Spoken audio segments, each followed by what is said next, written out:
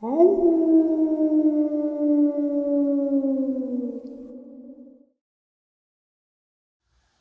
greetings and salutations, everyone. I hope everyone is still doing well, and welcome to, depending on wherever you may live, or however you may look at your clock, this early morning, middle of the night bonus upload. As many of you know, I rely on Patreon, PayPal, channel membership, and the merch to help the channel to continue to grow and go. Links to Patreon, PayPal, and channel membership is in the description below. Merch displayed directly under the video. Also, Dogman Frightening Encounters, Volume 1 through 3, the audiobook versions. They were written and researched by Tom Lyons, narrated and produced by me, Jeff Nadolny. Those audiobooks are available on Audible, Amazon, and iTunes, links to which are also in the description as well. And finally, last but definitely not least, if you'd really like to help support the channel to continue to grow and go, simply subscribe. It doesn't cost a cent. Click the like button, takes half a second. If you don't want to miss out on any of the informative uploads I put out daily, click that bell icon, and folks, please leave a comment. Why? Well, because all of these things really do help the channel to continue to grow and go. And yes, folks, they definitely do matter. Now, everyone, I have taken far too much of your time. Let's jump in to this middle of the night or early morning bonus upload. Shall we? Today's first part of the upload is a possible Dogman encounter, but before the word Dogman was used, the Beast of Bladenboro. In Clarkton, North Carolina, 1953, a dog was discovered lifeless. 8 miles away from Bladenboro, witnesses say the dog was attacked and killed by something 5 feet long with a sleek black coat. 2 days later, in Bladenboro, 2 more dogs were found, torn to ribbons. The next 4 nights saw a handful of more dead dogs, each gruesomely taken in their ways. Some were covered in saliva, as if carried in the creature's mouth. Others were missing ears and tongue. In between the 8th and the 11th days after the initial attack, farm animals began being killed: cows, goats, and hog. Hunters and police say the animal was likely a wolf or a coyote, or a big cat such as a panther. Some even say wolverine. One eyewitness said the beast was too large to be any of the previously mentioned, but did have the likeliness of a mountain lion. One man even said it was a big boy, a monster of a hound that he had raised from a pup, only to give it to a boy that lived near the swamp due to its aggression. But what kind of animal decapitates and drinks blood? A boy claimed that the beast came to his house one night, most likely hunting his dog. The young boy woke when he was startled by something walking on their wooden porch outside of his window. He leapt up and looked outside, and what he saw was a shadowed figure. The monster stalked into the yard from the porch, slowly twisting its head looking for prey. Its heavy tail hung low and level to the ground as the monster lowered its body, crouching as if ready to pounce. When the boy watched as the creature bounded into the shadows by the nearby forest, only the glint of its bright green eyes were visible. Once it disappeared fully, the boy laid back down in his bed, trying unsuccessfully to return to slumber. His eyes wide, he stared at the window, afraid the monster would return. After some time, he heard the wailing as if an injured animal, and another sound, that which sounded of a woman's scream mixed with a baby crying, the hunting call of the Beast of Bladenboro. Today's second part of the upload is a Dogman encounter. I live in a town in Wisconsin, and although we have a lot of woods and wildlife, we have no bear or wolves, not in my part of the state. Maybe a black bear once in a while, but big wolves, never. I live on the outskirts of a decently sized town, and we have a few neighbors, but mostly woods off a highway.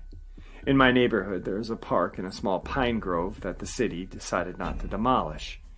You could see the woods from the highway near my house. I really don't know how to describe it anymore. In any event, this was what happened. One day when I was 12, I think, I was in the back seat of my mom's car. We were on the highway where you could see our house, neighborhood, and that tree line in the park. While in the back of the car, like I usually do, I was watching everything go by from the window. I saw my house, and then on the other side of the highway, near my house and park, I saw it. What looked to be like a wolf, or what I thought at first was a wild dog. But here's the thing, it was foaming at the mouth, and was pure white and a little tan. And it was huge. We were going about 60 miles an hour, so my mom didn't see it. When we got home from the drive, my 12-year-old mind thought it'd be fun to go find it. Luckily, I didn't find it and thought maybe it just went away. It did for a while. Fast forward to 2 years, I was driving on the opposite direction with my mom and dad. This time, we were in a different highway going past a cornfield. When I was watching the corn go by, I saw the same creature again. Big and white and foaming at the mouth, looking at our car, and me as we drove by. Nobody else saw it except myself, but I don't know what I saw and can't explain. Here's the problem with these experiences. First of all, even though we have wolves in Wisconsin, they're just gray wolves and are about 45 miles north of me. And they still look nothing like what I saw. Second, why was it foaming at the mouth when I saw it both times? I didn't think anything really until about a year ago when I learned my state was riddled with Dogman sightings. Today's third part of the upload is a Dogman encounter. My boyfriend at the time and I were driving in Doylestown, Pennsylvania, 2016, when we saw an upright wolf-like creature run across the road. It had long arms, but was on 2 feet, and it jumped up on both legs at the same time like a hop. But it jumped high onto a wall on the other side of the road, then jumped straight up and out into the woods beyond the wall. We both saw this and couldn't figure out what it could be. It was dark out, so we couldn't see exactly where it went and really didn't want to. It was certain that neither of us had ever seen such a creature and never knew it existed. Today's fourth part of the upload is going to be a little interesting. We're going to get into some chupacabra encounters. Illinois around 1989, when Tim B. was 15, living in Naperville. He believes he may have encountered chupacabras. I was at my friend's house, drinking and carrying on. When it became time for me to walk home, my walk was through a large, dark field, then over a hill and down, then over some railroad tracks, then up a hill again into my house. I reached the tracks. Now standing on them, I was paralyzed with what I saw. Looking directly into my eyes, a demon as I called it, was a quarter of the way up the hill in front of me, in some brush about 20 feet from the path I took. It was bald with huge eyes, about 3 to 4 feet tall, and the hands having claws. I saw no other features. I was so scared. It took everything I had just to run. I've never run so fast in my life. I ran by him up the hill, never looking back. Location unknown. One night when Kip was in 7th grade, he was coming home from a friend's house when he saw something red up in some trees. He stopped to get a better look and saw something move. Then I saw 2 glowing red eyes, Kip said. Whatever it was stood up. It stood about 3.5 feet tall. I had seen all these things about chupacabras on TV and didn't believe in them, but what I saw looked exactly like the descriptions I've seen on TV. The creature made a sound like a drunken dog or something, squealing like I've never heard before. It sounded unearthly. Then I saw something like a long tongue come out of its mouth and move around. My house was about 3 houses away, so I ran. Unfortunately, the creature ran as well, chasing Kip down the street. It was in my neighbor's yard, moving around. I pounded on the door to my house and rang the doorbell many times. My stepdad finally opened the door, and when I turned to look, the creature had run away. Location unknown. It was a cold February morning when Sonoran P. woke up and went about his daily routine. His mother had gone to work, so he made himself some breakfast and sat to watch a little TV. He heard a window break. Being alone, he grabbed a golf club and went to investigate. In his own bedroom, he got the shock of his life. When I saw what it was, I was paralyzed, Sonoran reported. Climbing in my bed was a creature I had never seen before. It appeared to be hurt because it seemed like it couldn't move at all, or very well. Sonoran, golf club at the ready, slowly moved closer for a better look. The thing hissed horribly. It shrieked in an unworldly manner, which made me even more scared. It was about the size of a large rabbit, dark in color. It had reddish eyes. It had wings, a spine of quills in its back, and a semi-reptilian face. It appeared to have hair and small legs. I thought it was some sort of large bat, but when I clearly saw its face, I instinctively raised the golf club. It hissed and showed its large, yellowish teeth, which appeared to be sharp, like those of a crocodile. Apparently, the mysterious creature wasn't hurt at all, as it hopped out of the window and rapidly hopped across the street into the oak trees. The shrieks it gave made it strange, Sonoran said, and its red, glazing eyes are something not easily forgotten. Maryland, sometime in 2000. Mary C. and her friend were driving down a road they had traveled many times before. It was mostly dark, except for a couple streetlights that guided their way, Mary says. To the side of the street is a fairly wooded area with an open sewer line about a mile away. As they reached the end of the street, Mary's attention was drawn to a pair of glowing eyes. At first, she naturally assumed it was a dog or cat, the eyes of which commonly reflect brightly in the headlights. The eyes were staring out of a hollowed tree that Mary has seen since childhood. Then something unexpected happened. As we approached the tree, Mary says, whatever it was began to hop across the street like a kangaroo, but extremely fast. Unfortunately, Mary's friend didn't see the unusual sight, so Mary shrugged it off as a possible injured dog. She may have forgotten about the incident had she not seen the creature again a few nights later. We were headed for the same street again on our way to the friend's house. Lo and behold, the creature came from the same tree and rapidly darted past the car. Only this time we both saw it. It had the back legs of a kangaroo. Even the forelegs were up like a kangaroo's. But this thing was no kangaroo. It had a snout resembling an anteater's and very red gleaming eyes. As it crossed the street, it stared at the car, probably in fear, seeing as how it ran the last time it saw the car. It was hairy like a rat and then stood about 3 to 4 feet high as it hopped. I don't know what it was, but I've never seen any animal around here that looked like that, and neither had my friend. New Jersey. It was on a golf course in Brigantine in 2000 where Stephen and a friend had their sighting. His friend saw a little animal first, moving in the weeds. He yelled at it and it stood straight up, Stephen said. It was about 3 feet tall with spikes on its back. Later that year, another friend was startled by an unknown creature, again at the same golf course. Stephen and a few of their other friends went to investigate.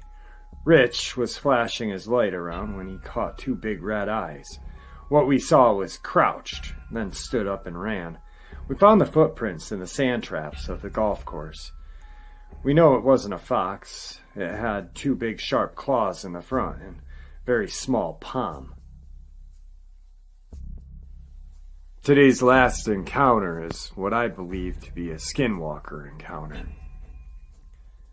This story was told to me by my friend Alex, and it took place in White Mountains, northeastern Arizona in the 90s. Alex was about 4 years older than I and hung out with different friends in school, and hung out with me and others when in the neighborhood. He was soft-spoken. He really didn't talk much. When he did speak, he only said what needed to be said. A little history on Alex, lack of fibbing, and story embellishment. Alex and a few of his high school buddies would go varmint hunting, game scouting, and camping in the White Mountains every summer. These mountains are probably the wildest regions remaining in the Arizona wilderness.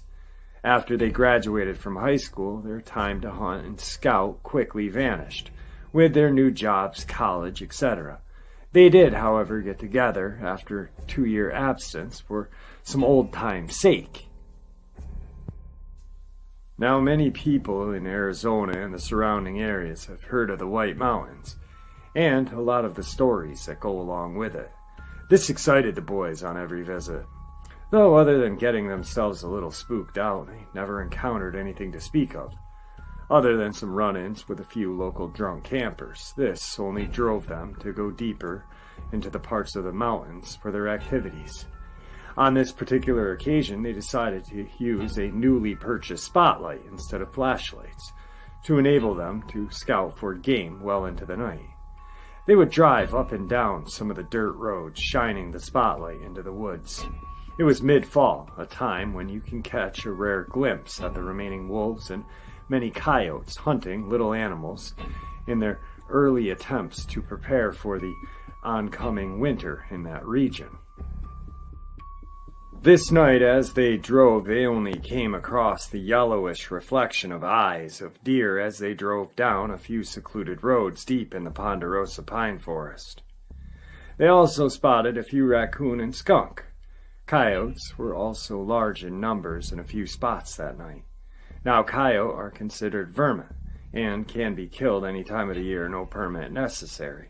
As the night was coming to a close, they tried a technique called leading, pointing the beam of light in front of the animal, which causes it to chase it, eventually bringing it within close shooting distance. They were successful in leading 3 of the coyotes for a short distance until 2 of them finally gave up. 1 remained, though, and they continued to bring it closer to the road. The driver of the vehicle wanted to test the limits of the coyote's interest by building up speed. They were reaching upwards of 35 miles an hour, and the coyote was keeping up. Needless to say, the boys were amused at any animal running at that speed and to catch a splotch of light. They noticed the coyote tiring and knew the current road ended soon at the nearby abandoned mining camp, so they decided to shoot it before they thought they'd lose it. Collapsing near the roadside, the coyote lay motionless. They backed the vehicle up in close proximity of the coyote to provide light, and the one who shot the animal, not Alex, jumped out of the 4x4 to inspect his kill.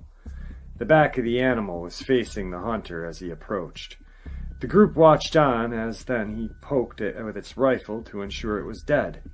He curled his toe under the corpse and flipped it over.